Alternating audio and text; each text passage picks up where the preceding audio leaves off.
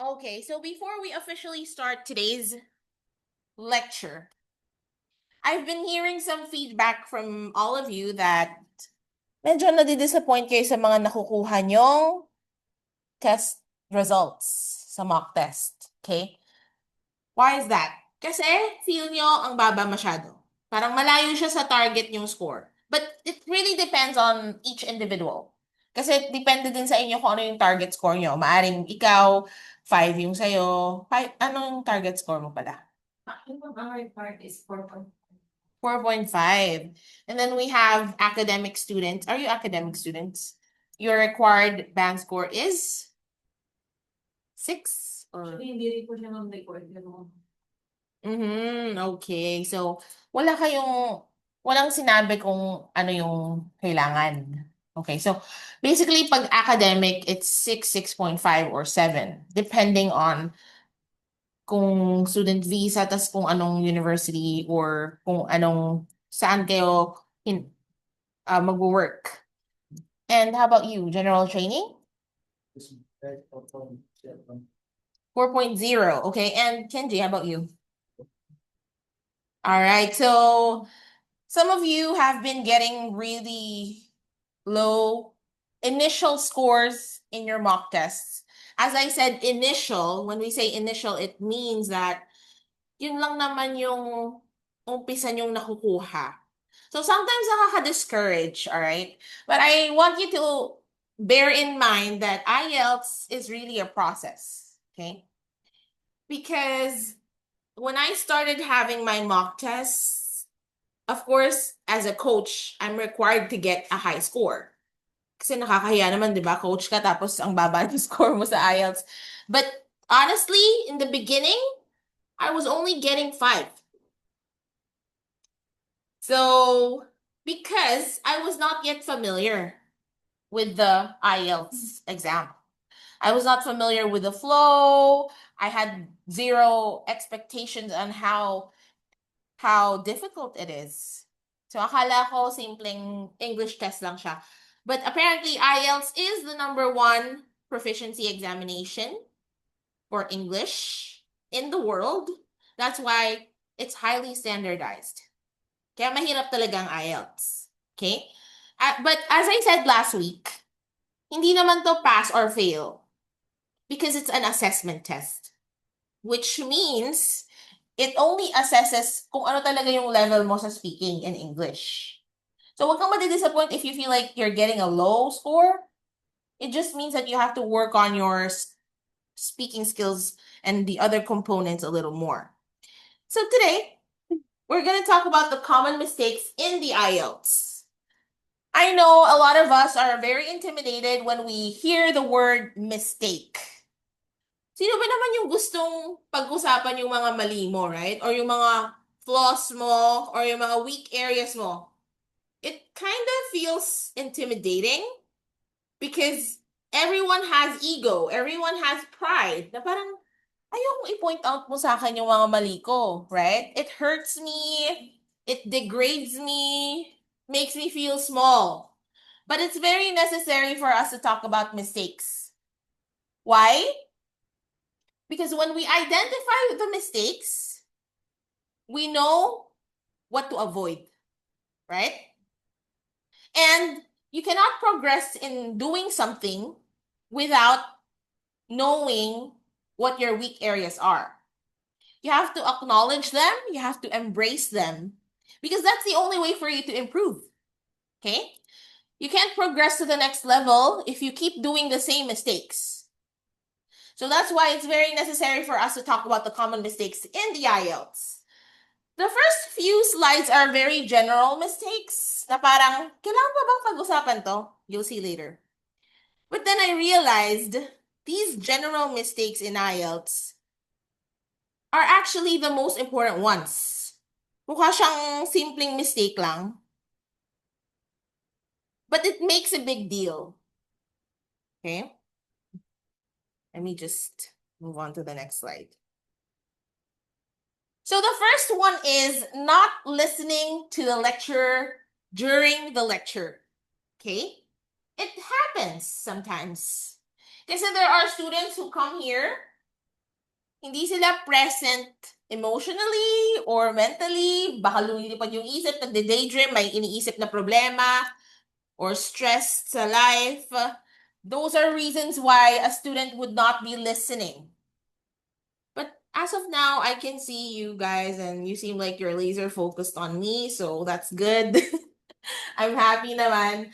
So, some of the students kasi they're juggling work and studies. So, mahirap talagang i-balance. That's why it's much better if you can't give your 100% focus during the lecture, then make use of the replays. Okay? Kasi iwasan natin yung natutulog during class. So, mga nasa Zoom, mahirap yan iwasan because you're only at home. Probably you've just logged into the Zoom meeting, pero we don't really know if you're present. Okay? So sometimes, ginagawa ni Sir Kevin para ma-sure siya na nagpa-participate yung mga nasa Zoom or hindi natutulog. Sila yung laging tinatawag. Okay? So, sayang naman yung in-enroll natin if you're just going to sleep during the class.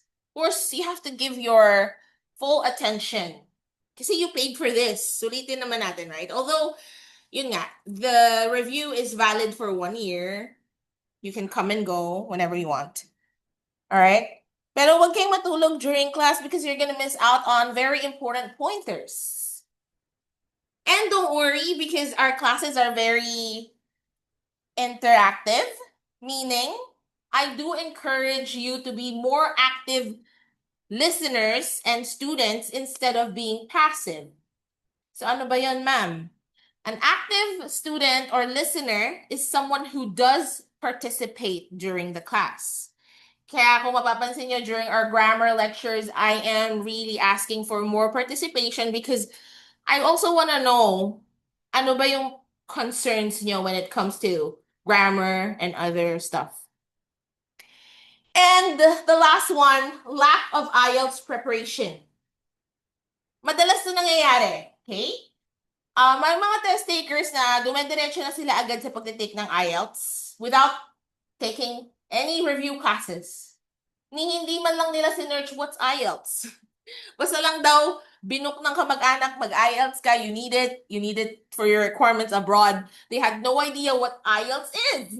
So practically, they made the mistake, unconscious that that's a mistake. Pero ganun talaga. Sometimes we're unconscious. Kaya nga siya mistake eh. If you do the same thing over and over, it's no longer a mistake. It's a choice, right? So, lack of IELTS preparation is a very big deal. Ngayon, nandito kayo sa review center. Ideally, it would take 3 to 4 months of review before you hit your target score. Don't be influenced by your relatives or kung sino man nagsabi sa inyo na, kailangan mo na mag-exam. We need the requirements. We need your results. Okay, so huwag kayong magpa-pressure kasi sayang naman. Magkano na ngayon yung exam? 14,000. Flat, I mean, as in 14K lang ba? Or, Mag-18 na siya, baby. sabi nino? Really? 18,000? Ang laki naman ng jumpstart na yun. I mean, ang laki naman nung...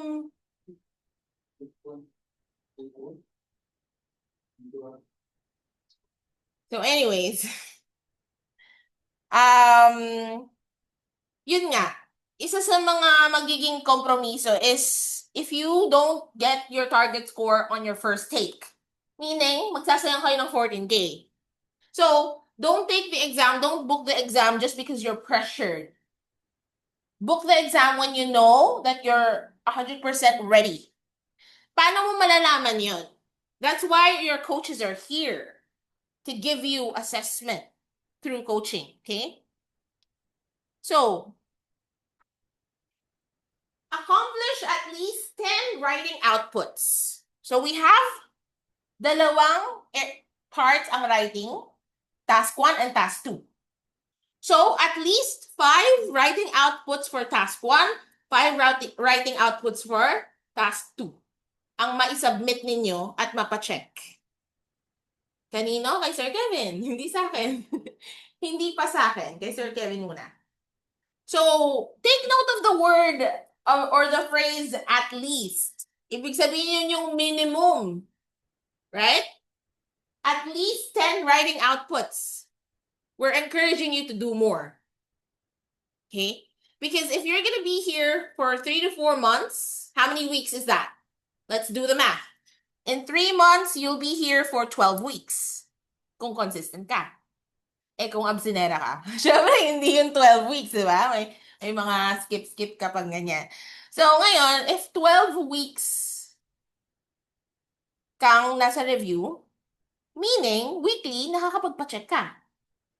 So, it's ideal na makagawa ka ng writing output kahit isa lang per week, right? It's not a big deal. It's like, hindi naman siya ganun laking consumption sa oras mo. Because it's just one writing output. Tapos yung writing task 1, 150 words lang naman yun. Siyempre, papasobrahan mo yun. Hindi naman saktong 150. So, 170, di ba? So, sipagan nyo. Okay? Because, nalalaman ko yung mga results ng mga pasaway na students, hindi nagpapa-coaching, hindi nagpapasa ng writing output. They didn't get their target score. Okay? And another coaching preparation that you have to take note of is undergo at least 10 coaching sessions in speaking. Okay? So yun nga, every Thursday kasi yun naka-schedule, guys. But then, you have to grab the opportunity kung bibigyan kayo ng slots ni Sir Kevin or me. Parang mainit, guys. Wait lang. As I said, whenever I'm here, I'm opening slots for coaching for those who want. It's just a 15 to 20-minute session. You know? Kasi, pag paulit-ulit kang nag-undergo sa nakakakabang sitwasyon, somehow, sa final exam mo, sa interview mo, mababawasan na yung kaba mo. Why? Kasi na-build na yung familiarity mo sa flow ng interview. Diba? Hindi ka na nangangapa, hindi ka na masyadong ninenervyos. Familiar ka na sa kung anong mga questions ang posibleng lumabas. Unlike, wala ka talagang ka-idea, di ba? Compare that. So, ganito lang yon. Nung first time na nag-apply ka ng work, syempre, hindi ka pa ganun ka knowledgeable, hindi ka pa ganun ka skillful, lalo na sa interviews. Kasi talaga namang nakakaba ang interviews. Hindi naman lahat ng tao may very good communication skills, right? So, ganun lang din sa first coaching session nyo with us. It's normal that you just get a low score or nautal-utal ka. Don't be so intimidated.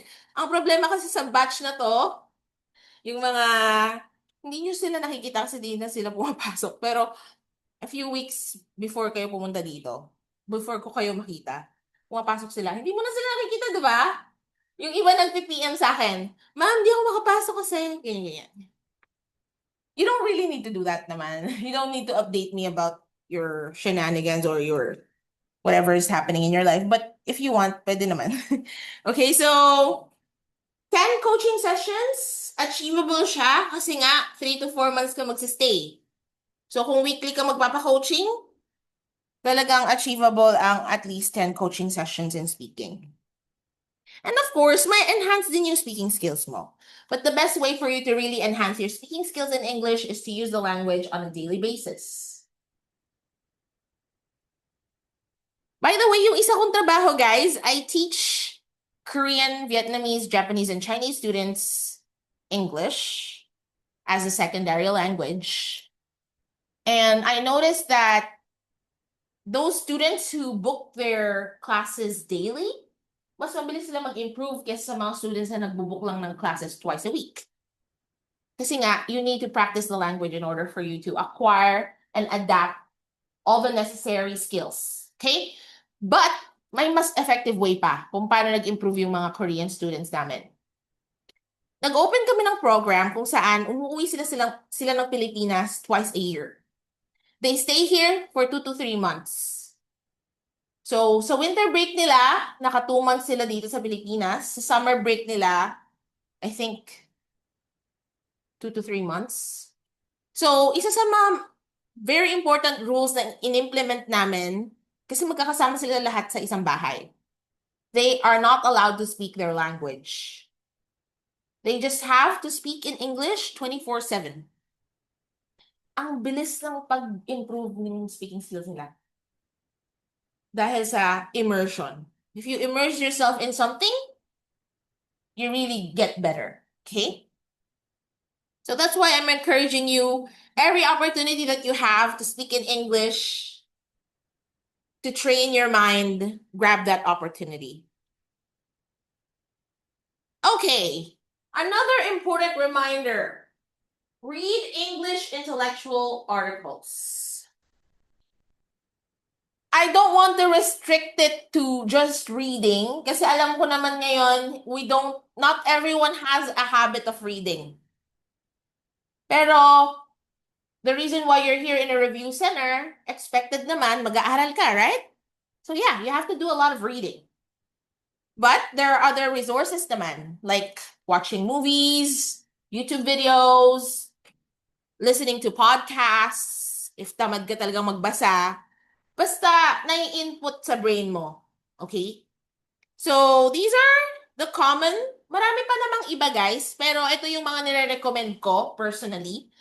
These are reliable online sources because not everything that you get on the internet is reliable. May mga, sasend ko yung PDF niyan later, so don't worry. You don't need to take a picture of it. Baka kasi mahagip ako, so ayoko yun. Baka hindi ko pa-angle.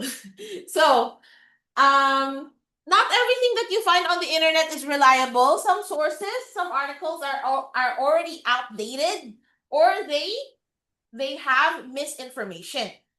Kaya nag-present ako ng reliable sources na ako mismo, ginagamit ko yung mga link na yan whenever I'm trying to learn something and I want to teach my students certain lessons, I use these links.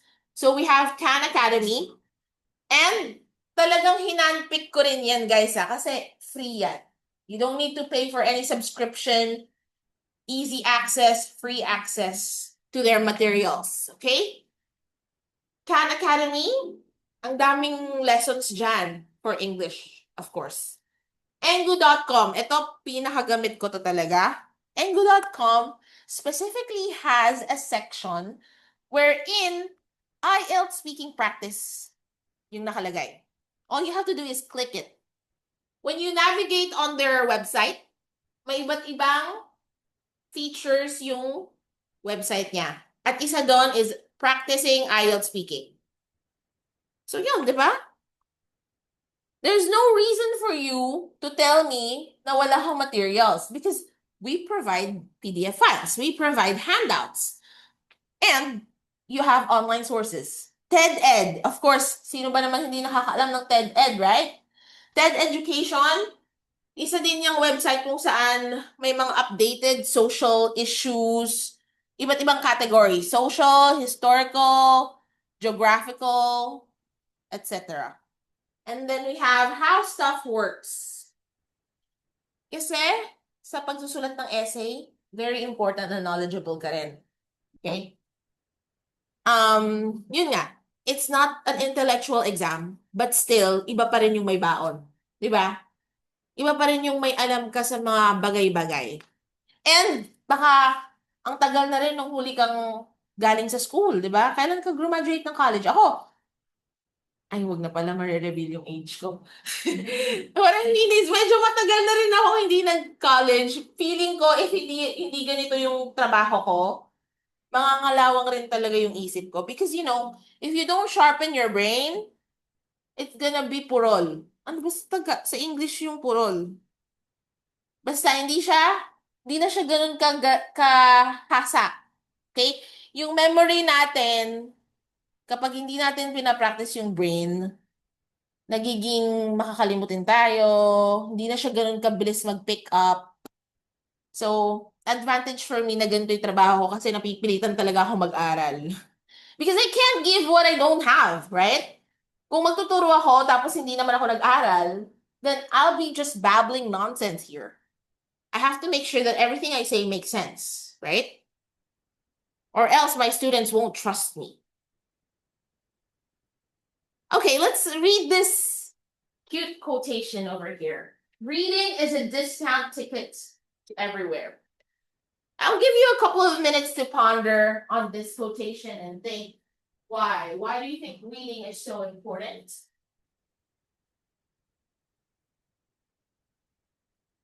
And it's described as a discount ticket to everywhere. So I remember when I was really young, sa school na pinasukan ko, they had this competition. It's a reading competition. The student who is capable of reading the most number of books gets a reward. Okay? So, inisip ko, ba't kaya nag-invento sila ng ganung competition? Sa Pilipinas ba may ganon? But, yeah, hindi kasi ako sa Philippines nag-elementary. So, sa ibang bansa, gumagawa sila ng a lot of extracurricular activities and to enhance students' learning habits. At isa dun yung reading competition. So, wala talaga akong reading habit back then. Pero nung nagkaroon ng competition, reward system kasi, parang mapapa ka, di ba? Pag may reward system. But you guys, may reward system talaga yan. Ano yung reward? Getting your target band score, right? So, ma-encourage talaga kayo magbasa. I think I got top 2. Ako yung nag-top 2 sa pinakamadaming nabasang books kasi nga napilitan lang, di ba? Pero eventually, na-enjoy ko rin naman talaga. Okay? Kasi what were the books that I read? Fantasy, educational books. When you read about a certain like a certain topic, let's say geographical book ang binasa mo, you learn about other countries. You learn about different cultures. Even if sabi nila traveling or experience is the best teacher, yeah, that's true. Pero iba pa rin yung kapag nagbasa ka. May matututunan ka. At saka, nakaka-improve siya ng vocabulary. So, I'm encouraging you guys na huwag kayong tamarin na magbasa. Also, ang interpretation ko dito sa quotation na to, discount ticket to everywhere. Kasi, when you read, you learn so many things. You discover a lot of things. Kumbaga, nababawasan yung pagiging, paano ko sasabihin na hindi offensive pakinggan? Kasi 'di ba, ang mga sinaunang tao, they were described as mangmang because they didn't have any chances for education. So, if we read and educate ourselves, it's easier to open opportunities. Kasi reading sharpens the brain. And your brain is your key to better opportunities. Okay? Kaya nga, pinapahalagan talaga ng bawat Pilipino ang edukasyon. Because, sabi nga nila, when you have a degree, kapag meron talagang pinag-aralan, you have higher chances to build a better future for yourself. I'm not saying na hindi posible kapag hindi ka nakapag-aral, pero mas malaking chances lang. Right? Kasi may mga tao din namang sinaswerte, like, in business or winning a lottery ticket, I guess. Pero para sa akin kasi, I'm not a fan and a believer of luck. Mas naniniwala ako sa hard work. Kasi, easy come, easy go. If you don't work hard for something, you won't know its worth. Kaya mas maganda paghirapan talaga natin. So, yun. Yun yung importance ng reading. It's a discount ticket to everywhere. Any questions so far?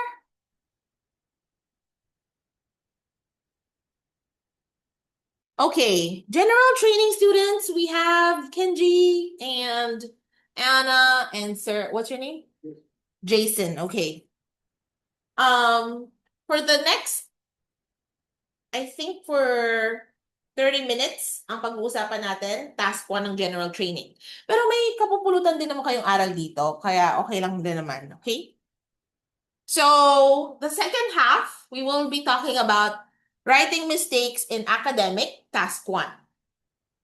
I think I'm gonna do a part 2 of this lecture probably next week kasi sa sobrang dami ng slides nito, hindi natin makakover lahat. It's a total of 78 slides actually. Pero, yun nga. So, general training task 1 reminders. Una sa lahat, alam naman natin na general training task 1 is letter writing.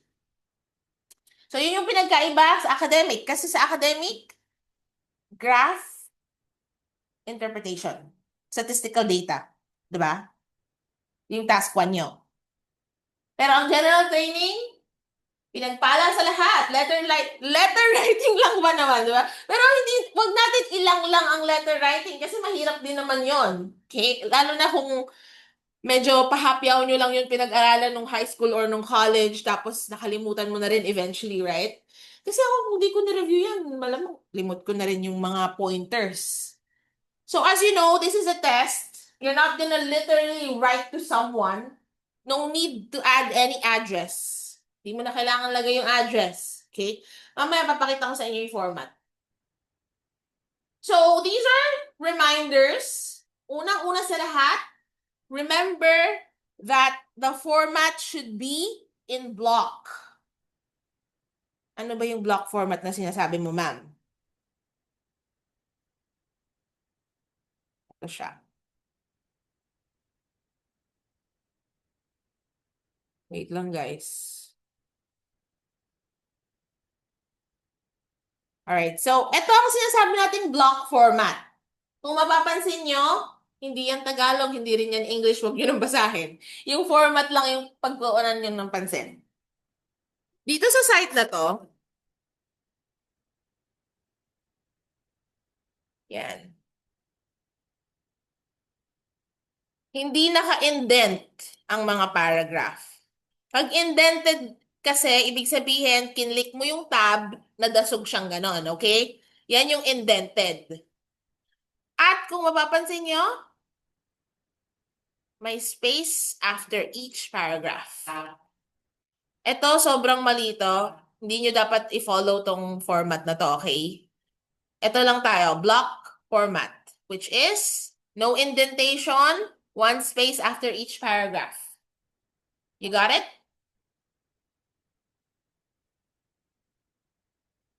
Okay. Balikan natin.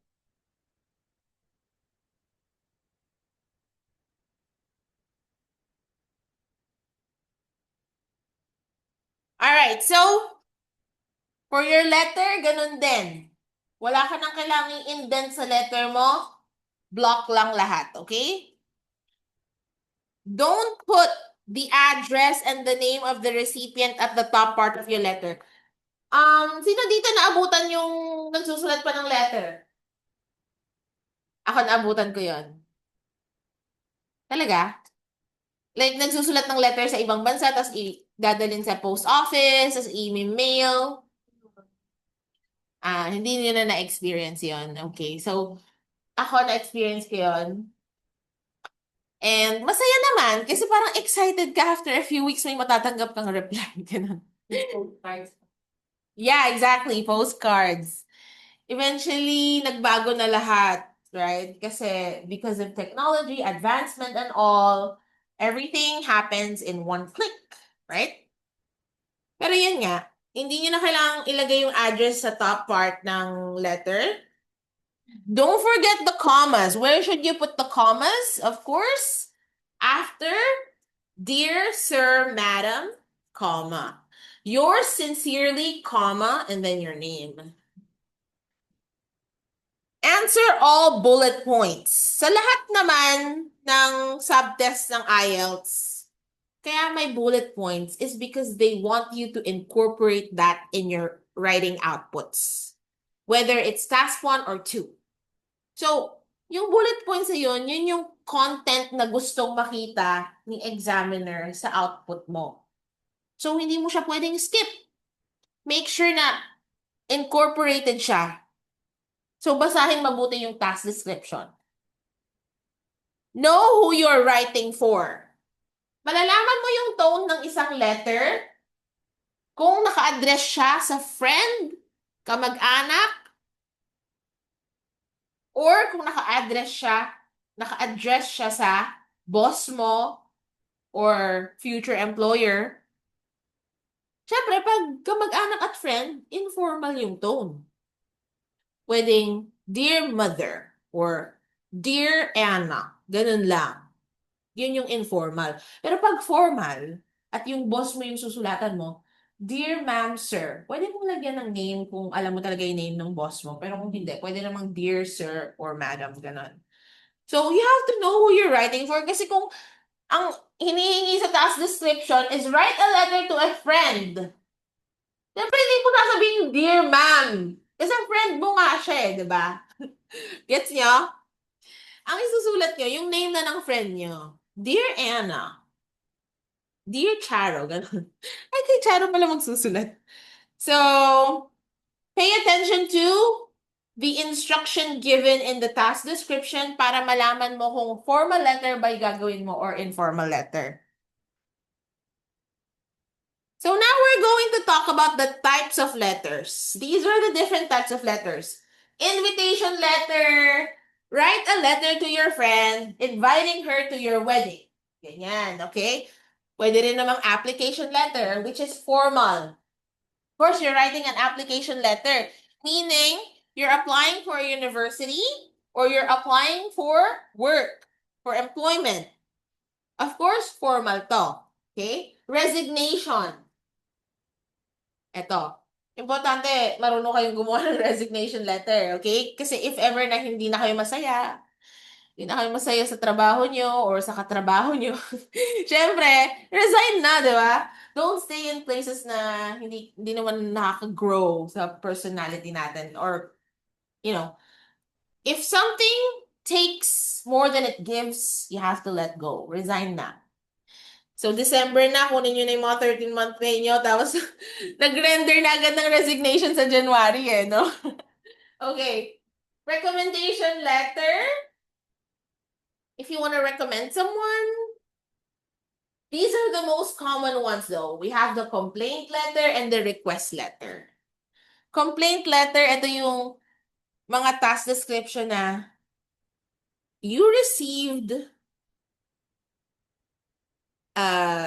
you received a product with some damages, mga ganon. And then write a letter of complaint about your product, the product that you received. Ganyan. Pinaka-common yan, yung complaint letter tsaka yung request letter.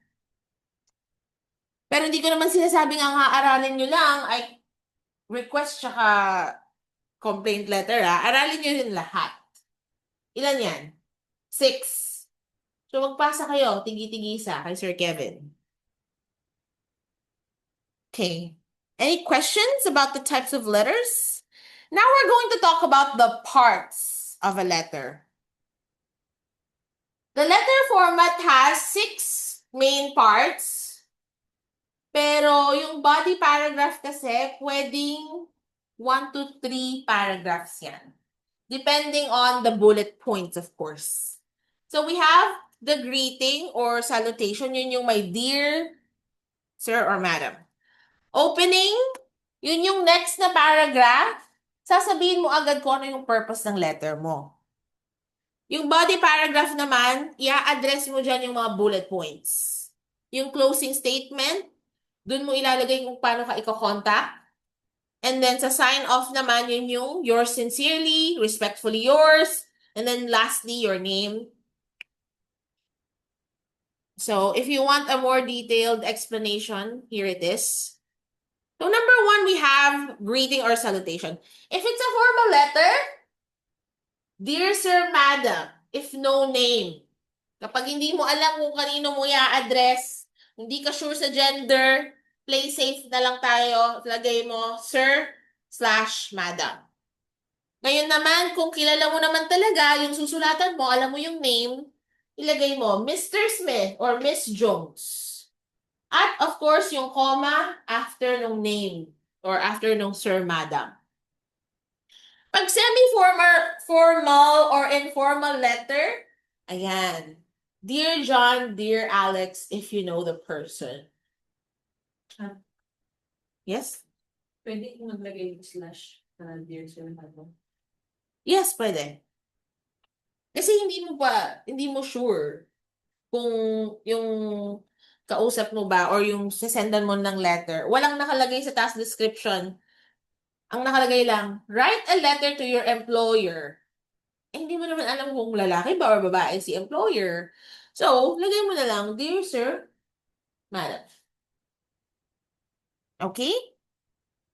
Second part is the opening paragraph wherein you have to include your purpose of writing the letter. Kailangan unang paragraph pa lang, sinasabi mo na kung ba't ka sumusulat. Okay? Immediately state why you are writing, referencing the prompt's bullet points. So you can start by saying, I am writing to inquire about, if it's a letter of inquiry. I'm writing to complain about. Okay? Wala na dapat maraming paligoy-ligoy. Sabihin mo na agad kung ano yung purpose ng letter mo. Okay? The third part of your letter is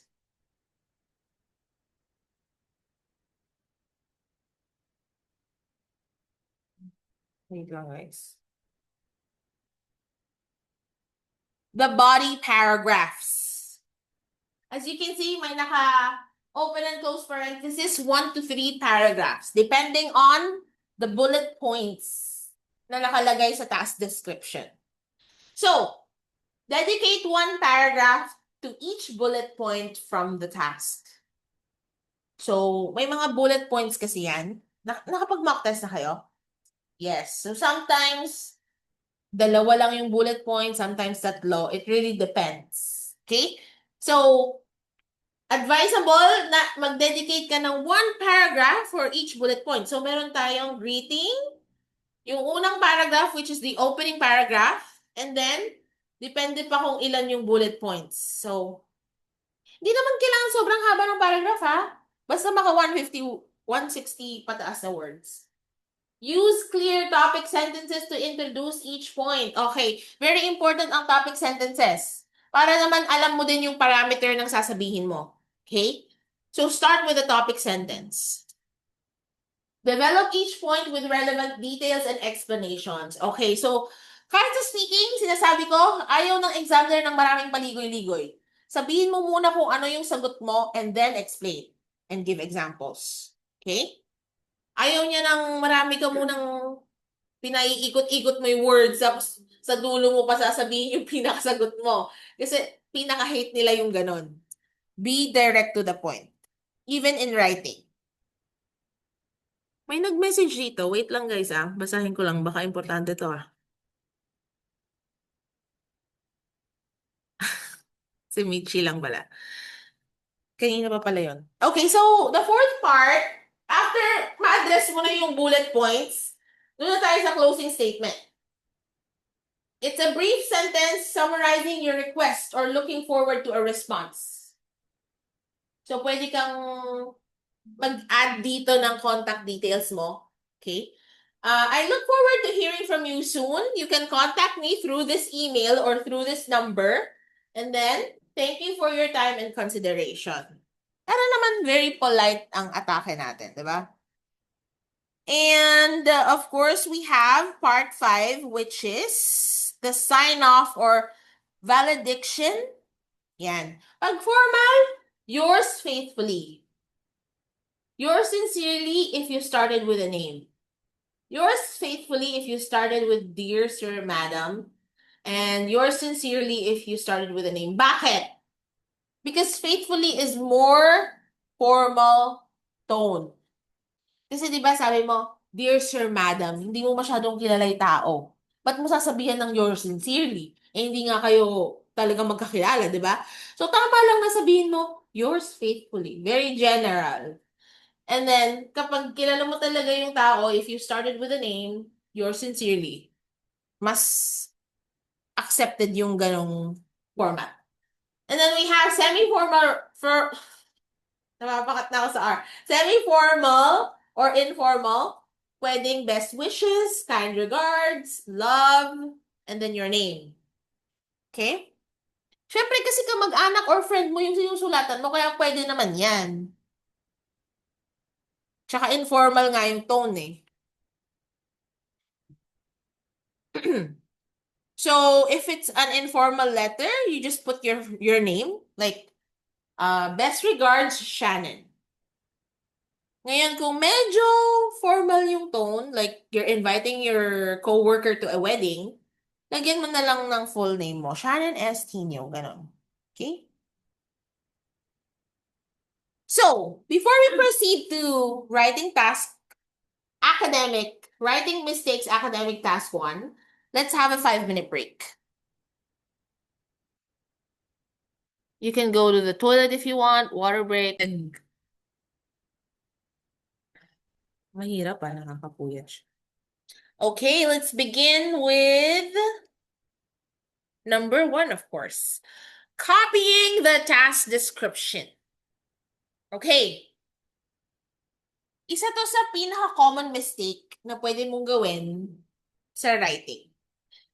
Kasi ibig sabihin, if you just copy the task description, you're just showing the examiner that you're not knowledgeable and equipped with proper lexical resource and vocabulary. Or, pinapakita mo rin sa kanya na wala ka man lang ka-effort, kinopy-paste mo lang talaga yung nasa task description. What am I talking about? So this is it. This is an example of a task description. The chart shows the percentage of each region's male and female population aged over 15 who can read and write. And a good way for you to paraphrase it is this one. Ito lang, guys. The bar graph provides information on the male and female literacy rates in the world who are 15 years and above. The study was conducted in 1996. So what is paraphrasing? Paraphrasing simply means same idea, same information, but different sentence structure and different use of words. Okay? Hindi nyo babaguhin yung impormasyon.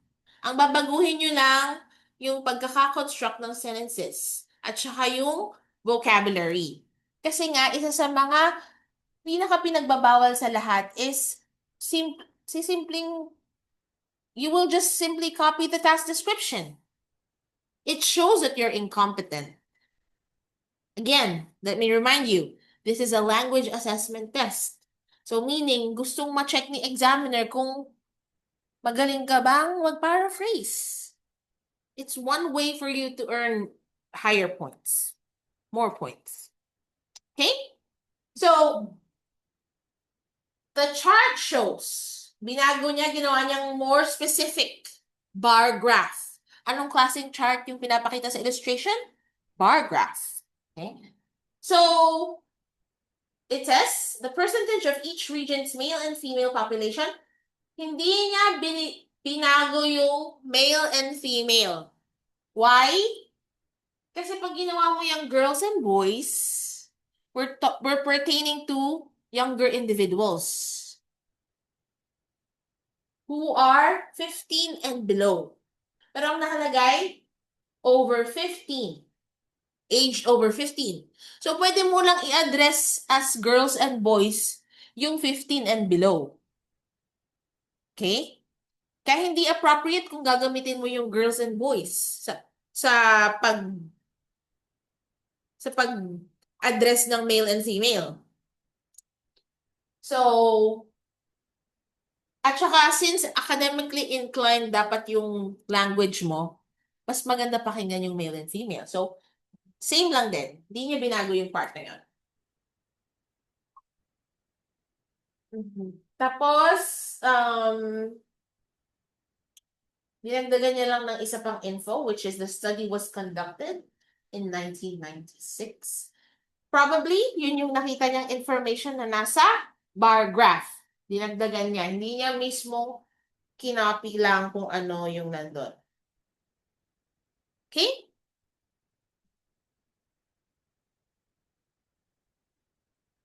Another sample. Let's read the task description. The table below shows the number of deaths caused by earthquakes over the past decade for each country as well as the magnitude on the Richter scale.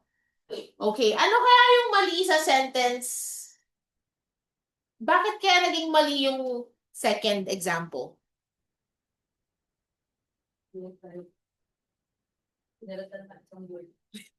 Exactly! Good observation. Isang word lang yung pinalitan. Kinopy lang niya, literally, right? Para lang masabing hindi kinopy, pinalitan niya talaga yung isang word. And may isa pang mistake dyan. Ang nilagay niya, the table below. So, sa screen nyo, andito yung task description sa left side. Di ba? Sa left side ng screen nyo, nandun yung task description. Sa right side, dun kayo mag-i-input, magta-type. Tama ba? So, kapag nakalagay yung task description dun sa left side, nakalagay the table below. Nandun nga naman yung illustration below. Pero pag magsusulat ka na, mag-encode ka na dito sa kabilang right side ng screen, wala naman ang table below. So, mali na siya. Di mo na pwedeng sabihin the table below. Kasi nga, wala naman ang table na illustration doon. So, just remove it and you can just say the table shows or the table illustrates. Ito yung sample. The illustration provides the figures of fatalities. Bakit sa example kanina, demises ang nilagay? At bakit siya mali? Hindi siya acceptable. So apparently, hindi naman porket synonym siya ng death, yun na yung tamang word para doon. Remember, academic students, you have to make sure that your language is academically inclined. Apparently, the word demises is not academically inclined and it's inappropriate to be used in this context. Kaya, mali yung paggamit ng demises dito. Okay? You can use fatalities. Okay? The illustration provides the figures of fatalities due to seismic disturbances in 10 different years for 11 countries. Additionally, the strength of the earthquake on the Richter scale is also indicated. Isa pang pagkakamali dito sa intro na to, alam niyo kung ano? Yung intro niya, isang sentence lang. Never do that, okay? Yung introduction mo, at least 2 sentences dapat. Kung mapapansin niyo dito, pinagkasya lang niya sa isang sentence. So, may word na below, inappropriate yung paggamit ng synonym, tapos binuo niya lang ng isang sentence yung intro. Ang daming mali sa example na yan. So, this one is much better. Mas clear, mas organized yung ideas. And, ginamitan ng words na nagpapakita na, wow, very equipped siya sa vocabulary and lexical resource niya. Tama ba? Do you have any questions? If you have any questions, please raise the questions. Okay?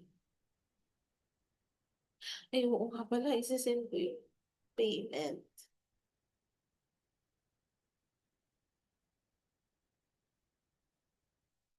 Okay. Let's take a look at common mistake in academic writing task 1, number 2, fragments. Una sa lahat, what are fragments? Grammar. Usapang grammar. Fragments. When we say fragments, we're pertaining to sentences that don't have complete thought. Okay? So, iiwasan natin ang fragmented sentences both in writing and in speaking. Hindi pwedeng incomplete ang sentences natin. Laging dapat may subject, may verb. So we will focus on the use of the word while and followed by. Let me show you some examples.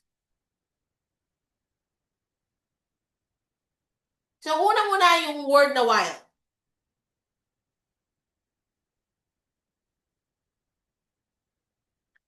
In 1996, Sweden recorded the highest percentage in the coffee market with an astounding 56% share, period. While Finland was accounted for 2% less share. Okay.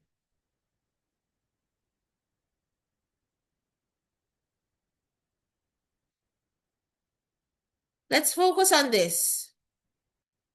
While Finland was accounted for 2% less share. This is an example of a fragmented sentence. Kasi hindi complete yung thought niya. Okay? Never start a sentence with while kung hindi mo balak duktungan. Okay? For example, while I was doing the dishes, my husband was watching TV. This sentence is a combination of an independent clause and a dependent clause. Okay, ma'am, lalong mahirap intindihan. Ano ba ang independent at saka dependent clause?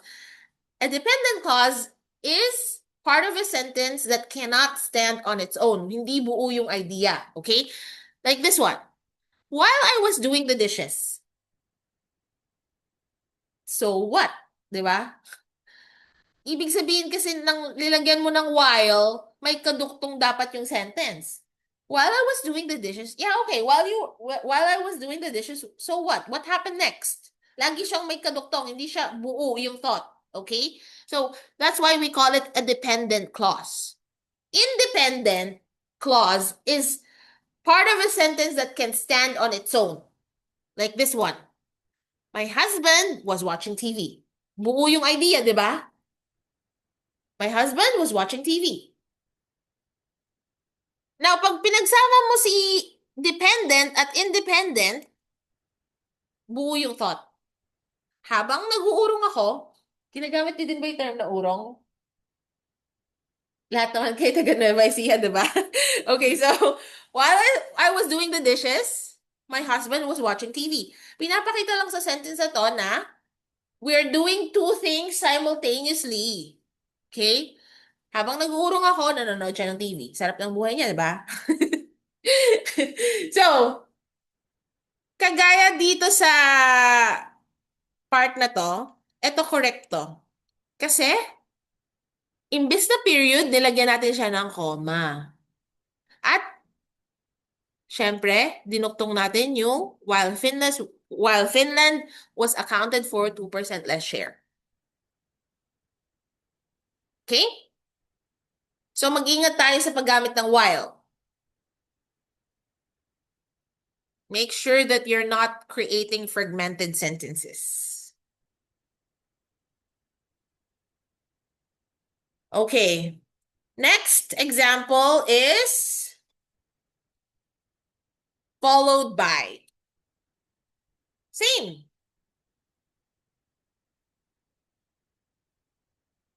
Of all the causes of sleep-related accidents, poor motor roads brought about the greatest figure for fatalities at 72%, followed by driver's error at 65%.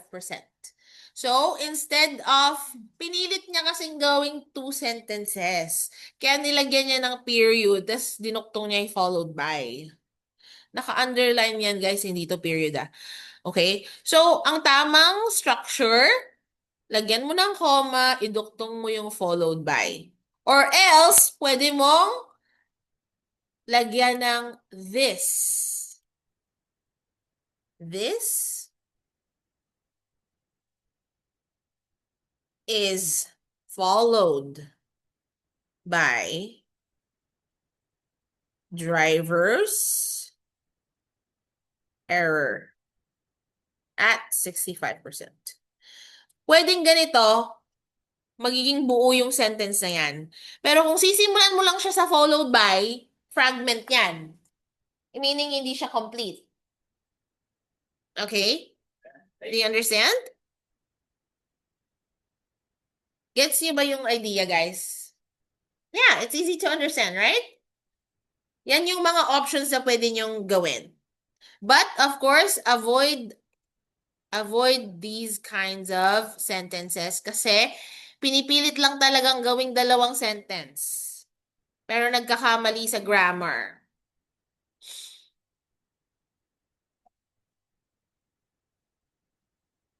Okay.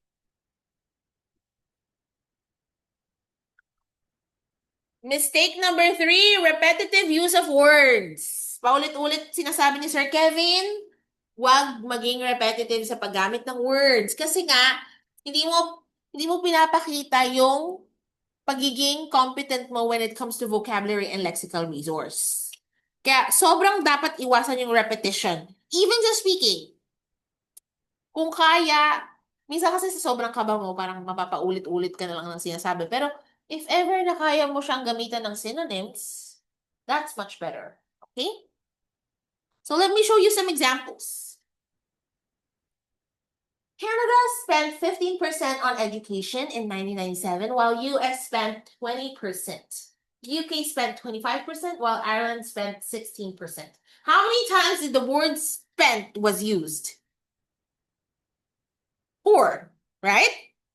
So this is an example of repetition. Repetitive use of words.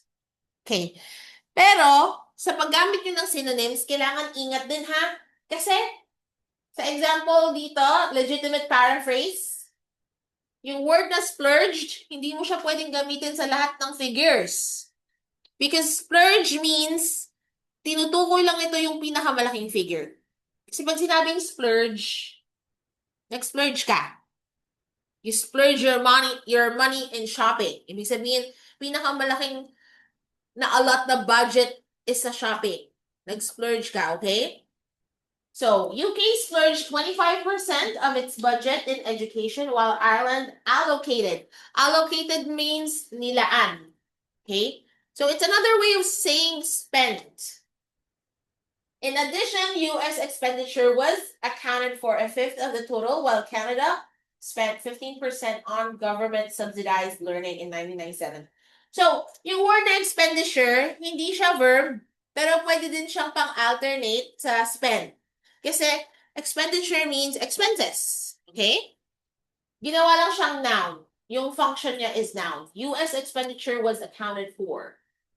And eventually, wala na siyang kasabing ibang word, kaya ginamit na niya yung spent. Ibig ba sabihin, ma'am, never ko na pwedeng gamitin yung word na spent sa buong essay ko? Hindi naman ganon, okay? Pero wag naman yung sobrang obvious na sa isang sentence, nakaapat na nagamit ka ng word na spent. Okay?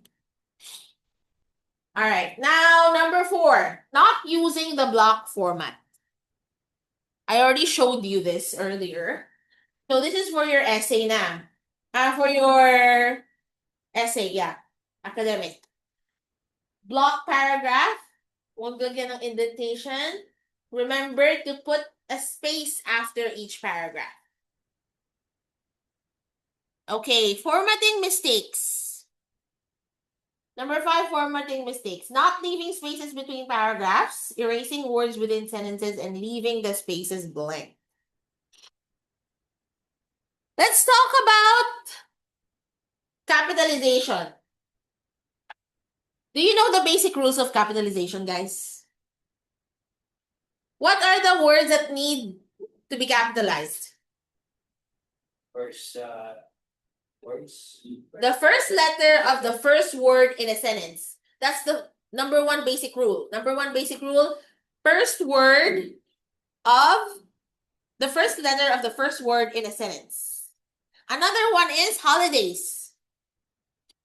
Christmas, Easter, Thanksgiving. Okay, proper nouns. Proper nouns.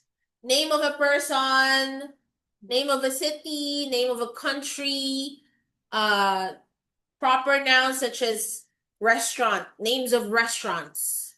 Names of signature items, brands. Okay? No, I. Letter I, when it's being used as a subject, right? Pero ma'am, yung pag second paragraph, every paragraph is first letter are big or Yes. Basta lahat po ng first letter ng first sentence. madalas puro maliliit na ma'am hanggang sa kahit haba na ng essay mo or mga explanation mo. Tapos pag the next paragraph, automatic capital again. Sa diba? Hindi po next paragraph, next sentence. Next. Kasi po bawat sentence, unang word, first letter, nakakapitalize, right? Yes. But there is a specific rule that you need to remember when it comes to capitalization. Generic words, okay? Such as web, navigation portals, news and finance, entertainment, computing, and others. So, bakit kinapitalize? Eh, hindi naman yan proper noun. ABS-CBN news. Yung word na news, pag ginamit mo lang siya as a common noun, lowercase lang yung N. Pero pag nilagay mo ABS-CBN or CNN News, nakakapital na ngayon si news. Kasi it's associated with the brand or the name of the network. CNN, ABS-CBN. The brand name, ma'am. Yes, exactly. And of course, New York City. The word city is a common noun if it stands on its own. Which city do you live in? Siyempre, sa sentence na yun, lowercase lang si C. Kasi common noun lang si city eh. But, if you say, I live in New York City, yung N, yung Y, yung N sa New, yung Y sa York, at saka yung C sa city, capitalize yon. Kasi isa siyang buo, New York City. Okay? Ano pa?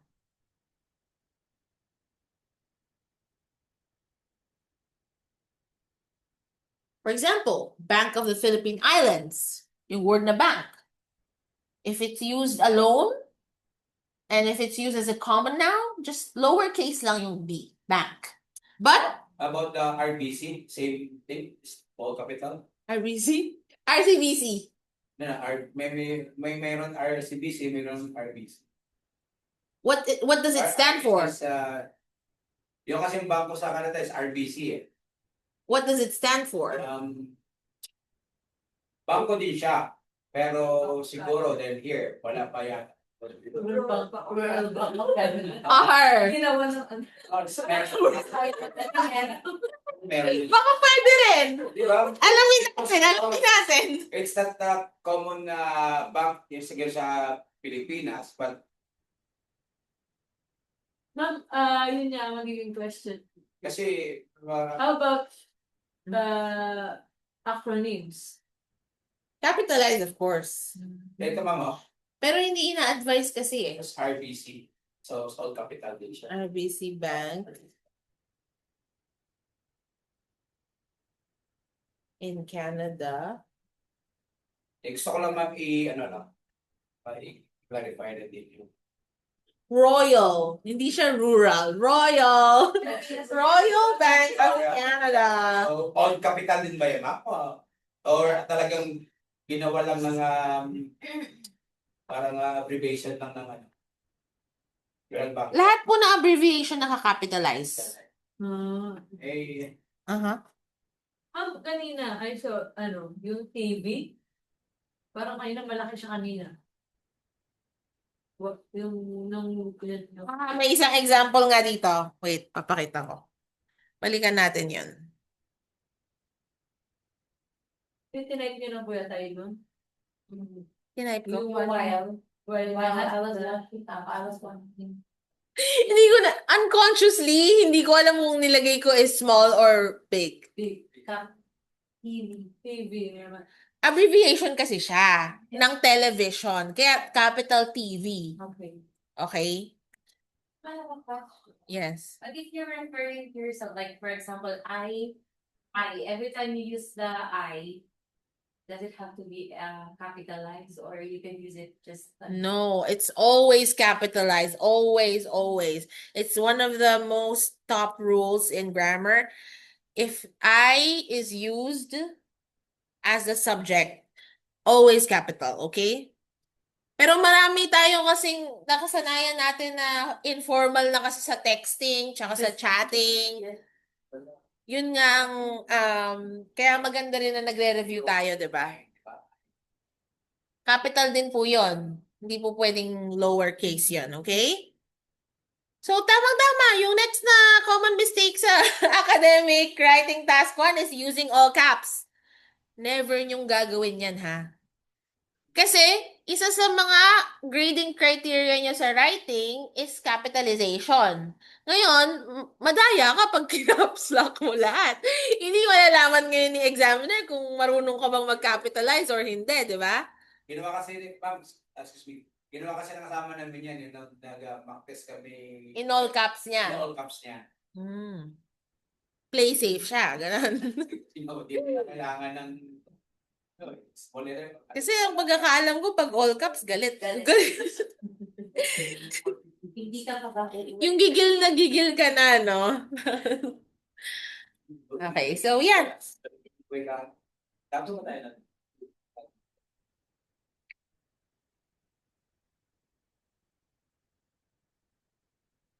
Okay.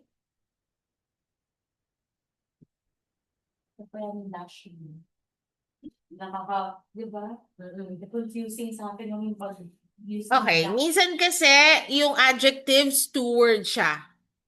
May mga tinatawag tayong collocations. Ibig sabihin, those are words that should be put together all the time. Kagaya ng, sige, magsusulat ako ng example. Hindi to collocation, pero isa tong example ng dual or more than two adjectives that you want to, okay? For example, ang tanong, how many minutes did it take you to go to work? It took me 45 minutes to commute. Yan yung normal form. At saka simple structure ng sentence. It took me 45 minutes to commute. Now, if gagamitin mo yung 45 minutes as an adjective, that's when you put the dash. But, iba yung structure ng sentence. My travel time? No. It was a 45-minute commute from my town to Cabanatuan City. Ngayon, ginamit si 45-minute as adjective. Kaya tinanggal natin si S, nilagyan natin ng dash. Okay? Hyphen ba yun? Guys, nalilito na ako. Pero yung line nga na yun, okay? It took me 45 minutes to commute. Pwede rin namang, it was a 45-minute commute from my town to Cabanatuan City. This is complex sentence na, ha? Hindi na siya kagaya nito, simple structure lang to. Siyempre, kung hindi ka sure kung tama ba yung paggamit-gamit mo ng mga hyphen at saka ng kung lalagyan mo ba ng S si minutes or not, wag mo nang gamitin yung complex structure ng sentence. Mag-play safe ka na lang. It took me 45 minutes to commute from my town to Cabanatuan City. Another example. How old is your daughter? My daughter is 5 years old. Now, how are you gonna reconstruct this sentence? Kung gusto mo gumamit ng ibang mas complex structure. I have a 5-year-old daughter. Ngayon, itong 5-year-old, nag-function na siya as adjective to describe the age of the daughter. Pero dito, ginamit lang siya to answer the question, how old is your daughter? My daughter is 5 years old. Okay, you get it?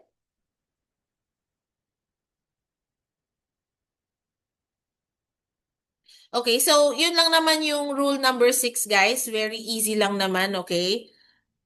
Which is, don't use all caps. Very big mistake yan.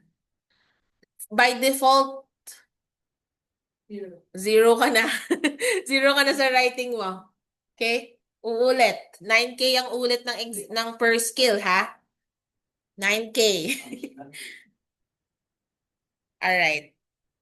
Number 7, misinterpretation. Ayan. Dito din pumapasok si vocabulary and lexical resource.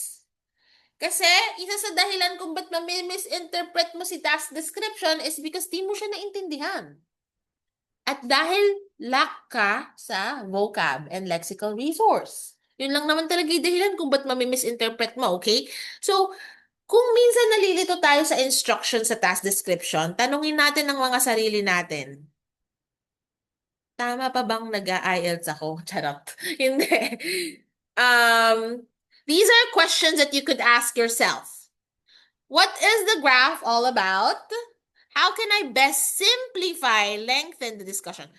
Ganito kasi, sa writing, hindi mo kailangan sabihin lahat ng makikita mo sa statistical data.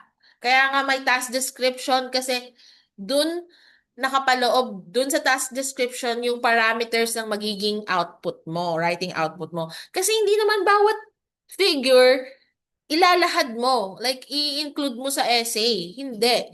Ang kailangan lang makita ng examiner na, okay, kaya niya palang i-interpret yung important parts ng statistical data, yung mga trends na tinatawag. What are trends?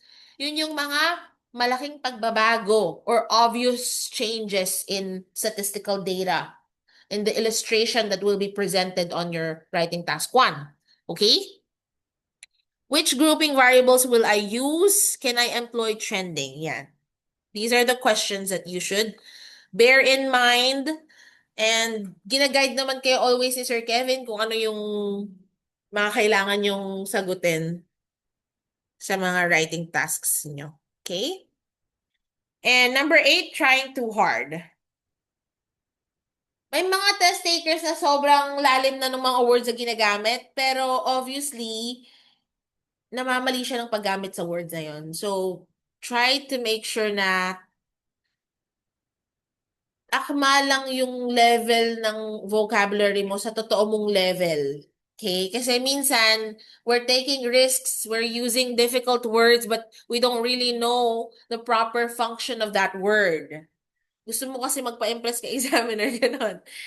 So, mas okay na simple language pero safe.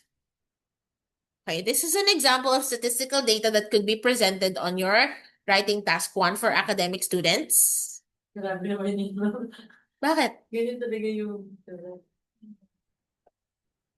Yeah. station shows. Okay. Ito yung sample na hindi natin nire-recommend. Careful analysis of the graphs leads one to undeniably surmise that television is highest in the percentage of watchers while radio is a bit lower in the study. Can you identify what's wrong with the first sample?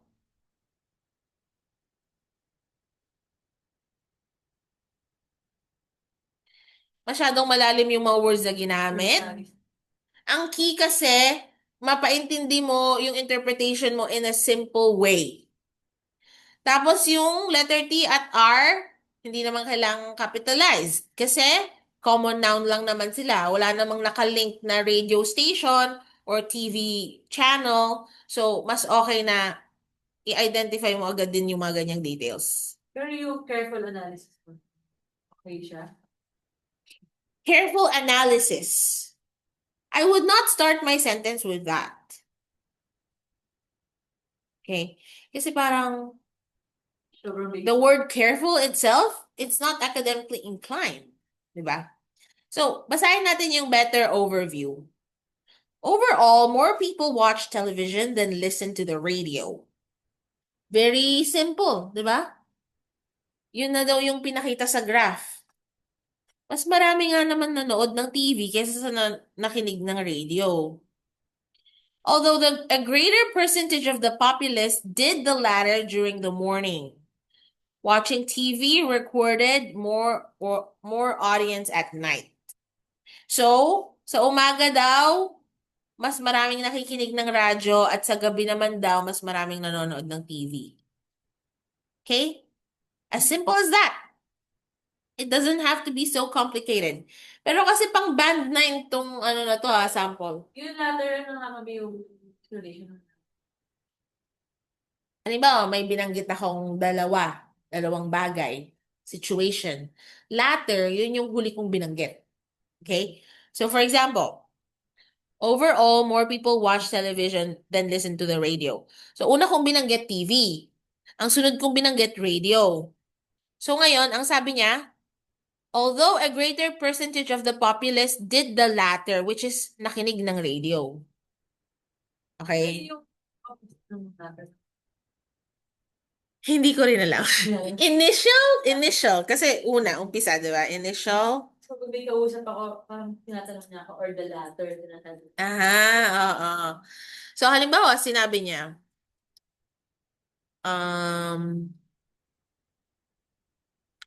would you prefer your steak to be well done or medium rare? I prefer the latter. So, ibig sabihin, medium rare. Kasi yun yung last mong binanggit, di ba? Okay, hindi mo. Dahil sa steak, na example, nagkikrave ako ng steak. Okay. Number 9. Malapit na tayong matapos. Writing each figure. Marami talaga kayong makikitang figures sa illustrations na ipepresent sa writing task 1. As I said earlier, hindi mo kailangan i-include lahat sa essay mo. Ang kailangan mo lang i-include sa essay mo yung drastic changes, yung mga trending. Okay? So, on the first example, ilang figures ang minention? 1, 2, 3, 4, 5. It's too much. So, unlike dito, dalawa lang binanggit. Ito, naka-open close parenthesis lang siya to show specific data. Pero, dalawa lang talaga siya. Okay? Which is better. Okay. General overview. Pag general overview, kaya nga siya sinabing general, you have to use words instead of numbers. Okay? So, wag gumamit ng figures kapag general overview. Kagaya sa example dito, overall, Asia had the highest population growth rate while North America had the lowest. Ibig sabihin sa general overview, sasabihin mo dito kung ano yung pinaka-obvious mong nakikita sa statistical data. Hindi mo na kailangan mag-mention ng digits or ng figures.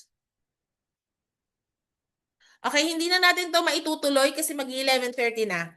Ang isa sa mga, may coaching pa tayo. Isa sa mga gusto kong ipalala sa mga girls lalo na, kasi uso ngayon yung nail extensions. Huwag kayong magpapa-nail extensions before the exam, ha? Hindi kayo makakapag-type ng maayos. So, hindi rin naman mabibigay ni Sir Kevin yung advice na yan sa inyo kasi hindi naman siya nag-nail extensions. Apparently, nung nag-exam ako, naka-nail extensions ako kasi before the exam, umattend ako ng birthday party. Nakalimutan ko na may writing nga pala na magta-type ako ng madami. So, ang haba pa ng nail extensions ko noon. I super regret it kasi ang bagal ko mag-type. Ang dami kong naging spelling errors. Kaya girls, tiisin nyo muna, wag muna magpa-nail extensions before the exam. Alam mo yung nape-pressure ako kasi ang bibilis nila mag-type. Tapos ako, tahimik lang ako doon kasi nga, isa-isa kong ginagana. Para hindi ako magkamali sa spelling. Tapos nung ni-review ko, nagkaroon pa kasi ako ng spare time to check my output. So sabi ko, wala, ang dami kong error sa spelling. Although, hindi talaga ako madaling mag-error sa spelling kasi mabilis na rin ako mag-type since I do that every day. But anyways, for those na nasa Zoom, please come here tomorrow kasi meron namang computer mock in the morning and lecture in the afternoon. So parang whole day kayo dito if ever. Pero kung ayaw nyo naman mag-mock test, di sa hapon na lang kayo umattend kasi mas importante naman talaga yung lecture, di ba? Yung mock test naman, you can do that at home with your own device. Lecture tomorrow.